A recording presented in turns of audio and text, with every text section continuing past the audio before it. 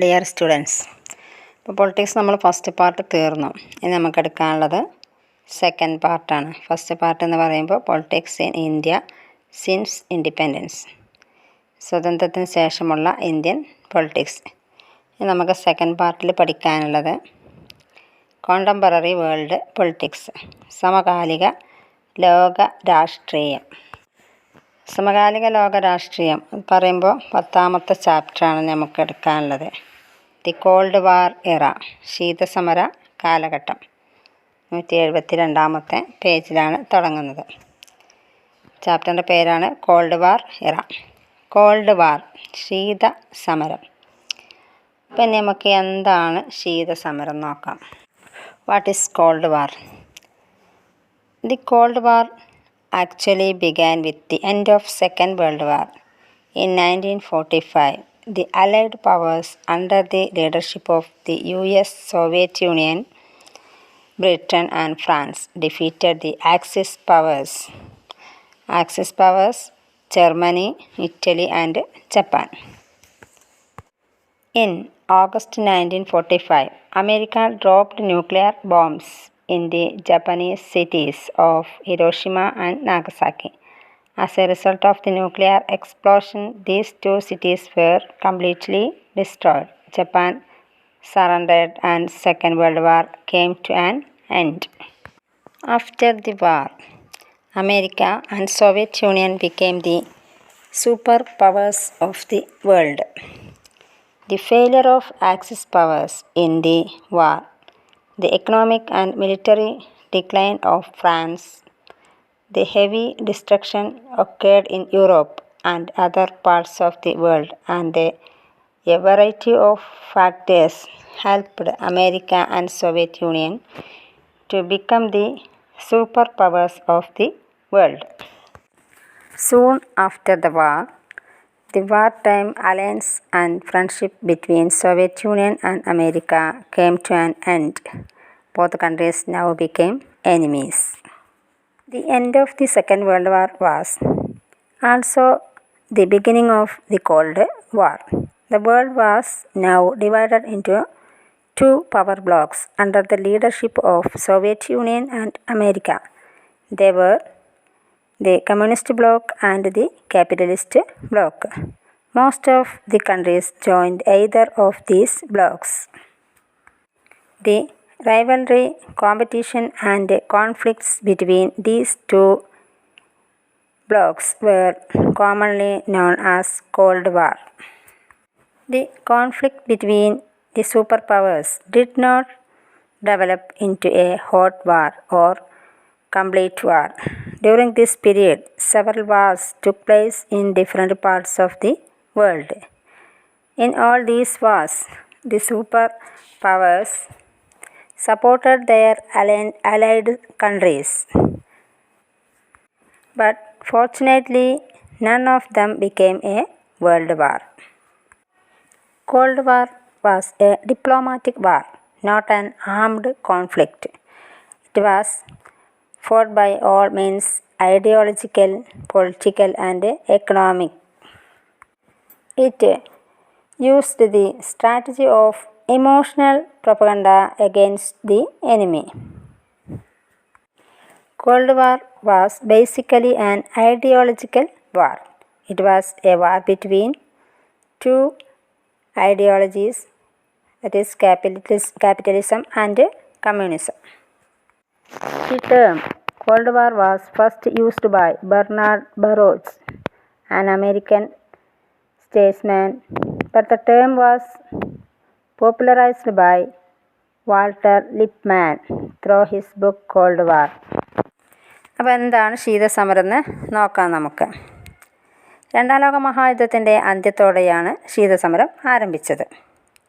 അതായത് രണ്ടാം ലോക മഹായുദ്ധം അവസാനിക്കുന്നത് 1945 നമ്മൾ പഠിച്ചിട്ടുണ്ട്, സ്കൂളുകളിലൊക്കെ പഠിച്ചിട്ടുണ്ട്. 1945 രണ്ടാം ലോക മഹായുദ്ധം അവസാനിക്കുന്നു. രണ്ടാം ലോക മഹായുദ്ധം എന്ന് പറയുമ്പോൾ രണ്ട് ശക്തികൾ തമ്മിലാണ്, രണ്ട് രാജ്യങ്ങളല്ല, ലോകരാജ്യങ്ങളിലെ പ്രത്യേകിച്ചും America, Soviet union, Britain, France എന്നീ രാജ്യങ്ങളുടെ നേതൃത്വത്തിലുള്ള സഖ്യശക്തികൾ, അലൈഡ് പവേഴ്സ്. അതേപോലെ ജർമ്മനി, ഇറ്റലി, ജപ്പാൻ എന്നിവരുടെ നേതൃത്വത്തിലുള്ള ആക്സിസ് പവേഴ്സ്, അച്ചുതണ്ട് ശക്തികൾ. ഇവർ തമ്മിലാണ് യുദ്ധം ഉണ്ടായിരുന്നത്. മറ്റ് രാജ്യങ്ങളൊക്കെ ഇവരുടെ കീഴിലായിട്ട് നിലനിന്നിരുന്നു. അപ്പോൾ ഇവിടെ 1945 America, Soviet union, Britain, France എന്നിവരടങ്ങുന്ന സഖ്യശക്തികൾ അച്ചുതണ്ട് ശക്തികളെ പരാജയപ്പെടുത്തുന്നു. 1945 ഓഗസ്റ്റിൽ ജപ്പാനിലെ നഗരങ്ങളായ ഹിരോഷിമയിലും നാഗസാക്കിയിലും അമേരിക്ക അണുബോംബ് പ്രയോഗിക്കുകയുണ്ടായി. വിസ്ഫോടന ഫലമായിട്ട് 2 നഗരങ്ങളും കത്തിച്ചാമ്പലായി. ഇതോടെ ജപ്പാൻ കീഴടങ്ങുകയും 2ാം ലോക മഹായുദ്ധം അവസാനിക്കുകയും ചെയ്യുന്നു.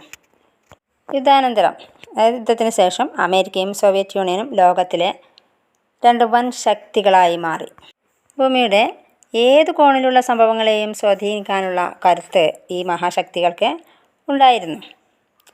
2ാം ലോക മഹായുദ്ധത്തിൽ അച്ചുതണ്ട് ശക്തികൾക്കുണ്ടായ പരാജയം ലോകമേധാവിത്വം പുലർത്തിയിരുന്ന ബ്രിട്ടൻ, ഫ്രാൻസ് എന്നീ രാജ്യങ്ങളുടെ സാമ്പത്തിക സൈനിക തകർച്ച, യൂറോപ്പിലും ലോകത്തിലെ മറ്റു പല ഭാഗങ്ങളിലുമുണ്ടായ നാശനഷ്ടങ്ങൾ തുടങ്ങിയവയാണ് അമേരിക്കയുടെയും സോവിയറ്റ് യൂണിയൻ്റെയും ഉയർച്ചയ്ക്ക് സാഹചര്യമൊരുക്കിയത്. അമേരിക്കയും സോവിയറ്റ് യൂണിയനും യുദ്ധകാലത്ത് സൗഹൃദ ബന്ധം നിലനിന്നിരുന്നു. ഒരേ ചേരിയിലാണ് അവർ ഉൾപ്പെട്ടിരുന്നത്. അപ്പോൾ ഈ സോവിയറ്റ് യൂണിയനും അമേരിക്കയും തമ്മിൽ യുദ്ധകാലത്ത് നിലനിന്നിരുന്ന സഖ്യവും സൗഹാർദ്ദവും യുദ്ധാനന്തരം അവസാനിക്കുകയും ഇരു രാജ്യങ്ങളും ശത്രുക്കളായി മാറുകയും ചെയ്തു.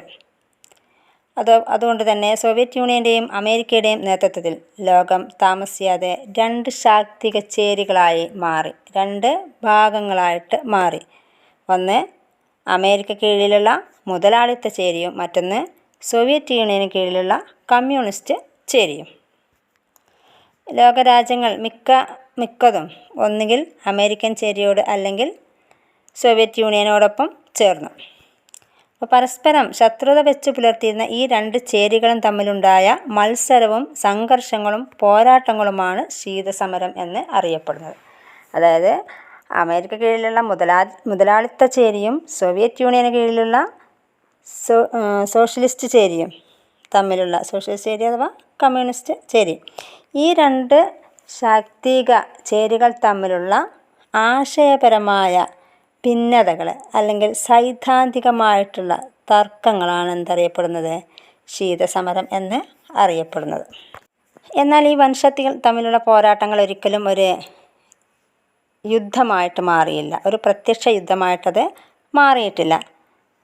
അതായത് വൻശക്തികളും അവരുടെ സഖ്യങ്ങളും ഉൾപ്പെട്ട അസംഖ്യം യുദ്ധങ്ങൾ ലോകത്തിലെ വിവിധ ഭാഗങ്ങളിൽ ഇക്കാലത്തുണ്ടായിരുന്നു. ഇതൊക്കെ വൻശക്തികൾ അവരുടെ സഖ്യത്തിലുള്ള രാജ്യങ്ങളെ പിന്തുണച്ചിരുന്നു. എങ്കിലും അതൊക്കെ ഒരു ആഗോള യുദ്ധമായിട്ട് മാറിയിട്ടില്ല. അതൊക്കെ ആ മേഖലയിൽ മാത്രമായിട്ട് നിലനിൽക്കുകയും അത് മറ്റു മേഖലകളിലേക്ക് വ്യാപിക്കാതെ നിലനിൽക്കുകയും ചെയ്തു. അതേപോലെ തന്നെ അമേരിക്കയും സോവിയറ്റ് യൂണിയനും തമ്മിലും ഒരു പ്രത്യക്ഷ യുദ്ധം ഉണ്ടായിട്ടില്ല. അപ്പോൾ ശീതസമരം എന്ന് പറഞ്ഞാൽ ഒരു സായുധ യുദ്ധമല്ല, അതൊരു നയതന്ത്ര യുദ്ധമാണ്. സൈദ്ധാന്തികവും രാഷ്ട്രീയവും സാമ്പത്തികവുമായ ആയുധങ്ങളാണ് പോരാടാനായിട്ട് ഉപയോഗിച്ചിരുന്നത്. അപ്പോൾ ശീതസമരത്തെ ഒരു സൈദ്ധാന്തിക യുദ്ധമായിട്ടാണ് പലരും വ്യാഖ്യാനിക്കുന്നത്. അത് 2 പ്രത്യയശാസ്ത്രങ്ങൾ തമ്മിലുള്ള പോരാട്ടമായിരുന്നു. 2 പ്രത്യയശാസ്ത്രങ്ങൾ എന്ന് പറയുമ്പോൾ മുതലാളിത്തവും കമ്മ്യൂണിസവും. ഇത്രയാണ് ശീതസമരം. അതായത് സോവിയറ്റ് യൂണിയനും അമേരിക്കയും തമ്മിലുള്ള, അല്ലെങ്കിൽ ഈ 2 ശാക്തിക ചേരികൾ തമ്മിലുള്ള ആശയപരമായ ഭിന്നതകൾ, തർക്കങ്ങൾ, പോരാട്ടങ്ങൾ, സംഘർഷങ്ങളൊക്കെയാണ് ശീതസമരം എന്ന് അറിയപ്പെടുന്നത്. ഇനി ശീതസമരം എന്ന പദം ആദ്യമായിട്ട് ഉപയോഗിക്കുന്നത് അമേരിക്കൻ നയതന്ത്രജ്ഞനായ ബെർണാഡ് ബറൂച്ചാണ്. എന്നാൽ വാൾട്ടർ ലിപ്മാൻ രചിച്ച ശീതസമരം എന്ന ഗ്രന്ഥമാണ് ഈ പദത്തിന് പ്രചാരം നൽകിയത്. ഇനി നമുക്ക് നോക്കാനുള്ളത് Cuban missile crisis, Cuban missile പ്രതിസന്ധി. അതായത് ശീതസമര കാലഘട്ടത്തിലുണ്ടായ ഒരു പ്രധാനപ്പെട്ട പ്രതിസന്ധി, ഒരു യുദ്ധത്തിൻ്റെ വക്ക് വരെ എത്തിയ ഒരു പ്രതിസന്ധിയായിരുന്നു ക്യൂബൻ മിസൈൽ ക്രൈസിസ്. അപ്പോൾ ക്യൂബൻ മിസൈൽ പ്രതിസന്ധി എന്താണെന്ന് നോക്കാം. Cuban missile crisis. Cuba is A small island situated in the coast of United States. In 1959, young revolutionaries under the leadership of Fidel Castro captured power and set up a socialist government in Cuba. The new government established friendly relations with the Soviet Union and got the financial and diplomatic assistance from Khrushchev, the leader of the Soviet Union. The developments in Cuba created panic among American leaders. They decided to overthrow Cuban Republic and get rid of Fidel Castro by force. Cuban Missile Crisis occurred in October 1962. The Soviet leaders feared that America would invade communist Cuba and overthrow Fidel Castro. Under this situation, Khrushchev decided to convert Cuba into a Russian base. In 1962, he placed nuclear missiles in Cuba. It enabled the Soviet Union to make a close-range attack on America. It put the US for the first time under the nuclear threat of Soviet Union. Kennedy ordered the American warships to block 25 Russian ships which were carrying missiles to Cuba.